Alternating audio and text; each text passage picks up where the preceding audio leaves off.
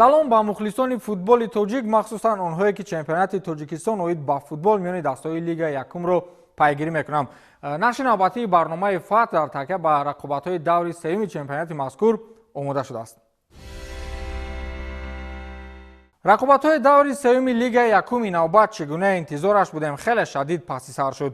гап сари он аст ки акнун баъди ду давр тимҳои ин мусобиқа барои ба даст овардани натиҷаи сехола мубориза мебаранд ва дар ин баробар он дастаҳое ки дар даврҳои қаблӣ мувоҷиҳи шикаст шуда буданд иштибоҳҳои худро ислоҳ мекунанд. яъне рақобатҳои беамон дар бозиҳои даври сеюм ба миён омад ва ҳамин тавр дар даврҳои баъдӣ низ мо шоҳиди бозиҳои ҷаззоб хоҳем шуд. дастаи душанбе дар аввалин рақобати худ дар ин мусобиқа ғалаба ба даст овард ва аз дастаҳое ки то ин дам ҳоло ягон имтиёз кор накардаанд фақат се тим аст ки инҳом файзкан, шодмон ва сарҳачӣ мебошанд. аз дастаҳои навкор бошад беҳтарини беҳтаринҳош ин Сомони Данғара ва сардори шаҳри Турсунзода мебошанд ки дар ин давр имтиёз ба даст оварданд ва дастаи ноҳияи Данғара феълан дар мавқеи дуюми ҷадвали мусобиқа қарор дорад. хулас фурсат аст ки дар ин нашри барнома аз ҷузъиётҳои рақобатҳои мазкур зиёдтар ҳарф занем.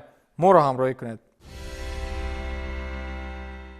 бозии аввали даври сеюми рақобатҳои чемпионати футболии кишвар миёни дастаҳои Лига якум ин дидори дастаҳои Сомони Данғара ва Шодмони шаҳри Ҳисор буд. бозӣ дар хонаи дастаи Сомон сурат гирифт ва дастаҳо беамонтарин рақобатҳоро ба роҳ монданд. гап сари ин аст ки Шодмони Ҳисор соли гузашта дар мавсими дебютии худ бозиҳои хуберо ба роҳ мемонд ва дар ҷадвали мусобиқа ҳам мавқеашон бад набуд. акнун дастаи мазкур ин мавсим дар ҳамаи бозиҳои иштироккардааш шикаст мехӯрад ва то ин ҷониб ягон имтиёз ба даст наовардааст. ҳоло дар таххонаи ҷадвал қарор доранд ва бозиҳои мушкилеро муқобили дастаҳои Лига якум ба роҳ мемонанд. рақобати навбатиашон муқобили Сомони Данғара саҳлу сода паси сар нашуд.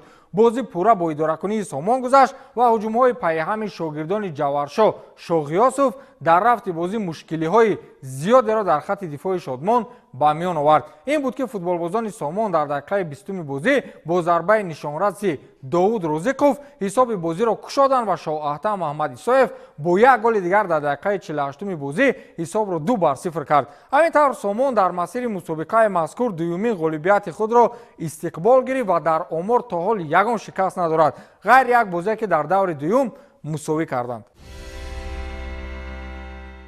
дастаи сардори шаҳри Турсунзода бозии навбатии худро дар даври сеюм муқобили дастаи Исфара дар сафар баргузор кард. ин рақобат дар майдони марказии шаҳри Исфара сипарӣ шуд. ду бозии аввали дастаи шаҳри Турсунзода бо мағлубият паси сар гардида буд. бозии аввалашон бо Сомони Данғара буд ки шикаст хӯрданд ва дар бозии дуюм низ муқобили Ҳулбуки Восе мағлуб шуданд. аз ин рӯ дар ин самт дар дохили бошгоҳ корҳо ҷонҳо карда шуд ва омодагӣ муқобили Исфара низ хеле ҷиддӣ буд. аз ин рӯ дар рафти бозӣ футболбозони сардор нисбати бозиҳои қабл ҳуҷумҳои зиёд карданд ва дар идоракунии тӯб ба вақтҳои зиёд нисбати Исфара бартарии комил доштанд. дар дақиқаи шашуми дидор футболбозони сардор иштибоҳан тӯбро ба дарвозаи худ дароварданд. баъдан футболбози ҳамин даста Акрам Маманазаров иштибоҳи ҳамдастаҳояшро рафт кард ва дар дақиқаи 86-уми бозӣ ҳисобро баробар сохт. дар дақиқаҳои иловагии таъинкардаи довар бозингарони сардор махсусан Раҷаббек Хушбахтов бо як голи дигар натиҷаи бозиро бар нафи худ анҷом доданд. яке аз бозиҳои шадиди дигари даври сеюм дӯстони азиз ин рақобати дастаи Саройкамар муқобили як дастаи навкор яъне Саразми Панҷакент буд. Саройкамар ба қавли яке аз гурӯҳҳои борондидаи мусобиқа аст ва Саразми Навкор ҳоло ҳам дар рафти бозӣ мушкилиҳои хуса дорад ки ин аз таҷрибаи кам доштан дарак медиҳад. онҳо дар муқобили Саройкамар дар сафар бо ҳисоби 2-1 шикаст хӯрданд ва дуюмин мағлубияти худро дар се даври мусобиқа ба қайд гирифтанд. ҳоло бошад бо се имтиёз дар мавқеи ҳафтуми ҷадвали мусобиқа қарор доранд. бозии марказии даври сеюм ё худ рақобате ки мухлисони футбол воқеан интизораш буданд ин дербии ноҳияи Восе дидори дастаҳои Ҳулбуки Восе ва Файзкан буд ки дар майдони Ҳулбук баргузор гардид. бозӣ бо шаҳомати баланд ва ҷаззобияти хоса баргузор шуд ки ҳамкорамон Дилшод Назирмадов онҷо буд ва муҳимтарин ҷузъиёти рақобатро мавриди таҳлил қарор додааст ки феълан имкон аст якҷо тамошо намоем. яке аз бозиҳои ҷолибу диданӣ дар чемпионати Тоҷикистон байни дастаҳои Лигаи Якуми мамлакат миёни дастаи Ҳулбуг ва Файзканди ноҳияи Восе баргузор шуд. Бозии мазкур дар доираи даври сеюми мамлакат дар варзишгоҳи марказии ноҳияи Восе ба номи Тешаи Исмоилов роҳандозӣ шуда, дастаҳо барои беҳтар намудани мавқеи худ дар ҷадвали мусобиқот майдондорӣ карданд. Бо садо додани суруди миллии Тоҷикистон дастаҳо ба майдон омада, сипас ба бозӣ шурӯъ намуданд ва бозии зебову муҷаллоро барои мухлисонашон нишон доданд. Гуфтан ба маврид аст ки ҳар ду даста охирин маротиба дар соли 2019 дар доираи бозиҳои Лигаи Якум бо ҳам майдондорӣ карда, дар ду бозӣ дастаи Файзканд тавониста буд ки ғолибият ба даст биёрад. Бозии мазкур аз дақиқаҳои аввал бар суди дастаи Ҳулбуг оғоз гардида, футболбозони ин даста чандин имкониятҳои хуби голзаниро аз даст доданд. Дастаи Файзканди ноҳияи Восе низ ки то ин дам дар ҳисоби худ ҳамагӣ як имтиёз доштанд, якчанд ҳолатҳои хуби голзаниро дар нимаи аввали бозӣ аз даст доданд. Ҳамин тариқ дастаҳо бо ҳисоби 0-0 ба танаффус баромаданд. Дар оғози қисмати дуюми бозӣ низ дастаи Ҳулбуг пешсафиро ба даст гирифта, бештари бозӣ дар нимаи майдони рақиб қарор доштанд. Гуфтан ба маврид аст ки ба майдон омадани чандин футболбозон аз ҳайати эҳтиётӣ дастаи Ҳулбугро боз ҳам қавитар намуда, ҳуҷумҳои ин даста дар назди дарвозаи рақиб афзун гардид. Дар нимаи дуюми бозӣ низ дастаҳо дар вақти асосӣ натавонистанд ки ба задани гол шарафёб шаванд. Ҳамин тариқ ба вақти асосии бозӣ 6 дақиқа изофа карда шуд ва дар яке аз ҳуҷумҳои охирини худ дастаи Ҳулбуг ҳолати хуби голзаниро созмон дод ва дар ин ҳолат ҳимоятгари дастаи Файзканд бо даст бозӣ карда довари марказӣ Бахтиёр Комилов ба дарвозаи Файзканд зарбаи ҷаримавии 11 метра таъин намуд. Имконияти мазкурро футболбози бо таҷриба Ҳасан Рустамов ба гол анҷом дода, ҳамин тариқ дастаи Ҳулбугро дар ҳисоби бозӣ ба пеш баровард. баъди иҷрои ин зарба ва дигарбора шурӯъ намудани бозӣ вақт ба итмом расид. Дастаи Ҳулбуг дар сеюмин бозии худ бо ҳисоби минималии 1-0 ғолибият ба даст оварда, бо касби 9 имтиёз дар садри ҷадвали мусобиқа қарор гирифт. Дастаи Файзканд бошад дар сеюмин бозии худ дар Лигаи Якум наметавонад ки ба ғолибият ноил шавад. бозии имрӯза ба мо яке аз бозиҳои қиинтарини ҳамин давр ҳисоб кунем, бовар кунед мешавад. баъди бозие ки мо дар шаҳри Ҳисор бозӣ кардем бо дастаи Сардор, бачаҳо беҳад дар ҳамин бозӣ қувваи бисёр сарф карданд. аз ин рӯ барои тайёрӣ шудан дар ин бозӣ камтар мушкилӣ ба ҷо омад, лекин хеле ки мегӯянд ғалаба ва се хол ба мо муяссар шуд ки дар ин бозӣ мо ғалаба кунем ва холи навбатиро ба даст оварем. ба бачаҳо ташаккури зиёд мегӯем. барои мухлисон, пеш аз ҳама мухлисоне ки имрӯз дар ин варзишгоҳ бештар аз қариб 4,5-5 ҳазор одам омада буд, бо ба боварӣ даромадем ки дастаи Ҳулбуг яке аз дастаҳои пурқуввати Лигаи Якум шуморида мешавад ва мақсаду мароми мо ҳам барои бозии хуб кардан ва мухлисои худро ҷамъ кардан аст.